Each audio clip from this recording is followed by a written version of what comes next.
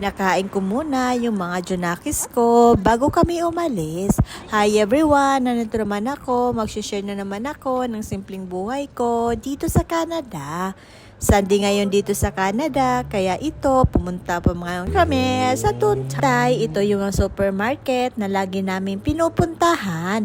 Habang naglalakad nga kami, nadaanan namin yung Fairview Mall, kaya ito, dumaan muna kami. Nung ko nga, yung panganay ko, kung gusto niya ng maiinom, habang naglalakad kami, kasi medyo mainit sa labas. Sabi naman niya, oo, kaya ibinilhan ko siya ng mango shake.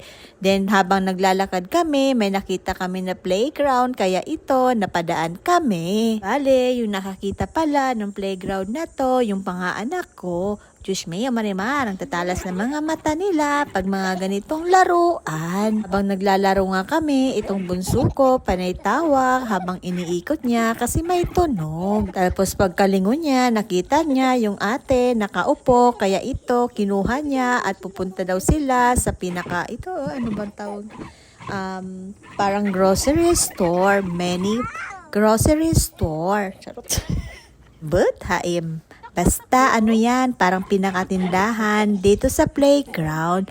Malaki nga yung playground na nakita ng mga anak ko. Tagal kami dito, siguro mga 1 hour or mahigit kami tumambay dito sa playground.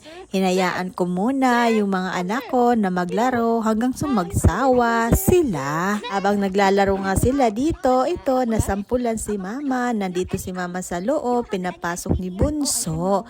Para raw siguro ako yung maging tindera sa dito sa pinakatindahan. Katapos nila maglaro, ito, nandito na pala kami sa pinakapupuntahan namin sa Tuntay.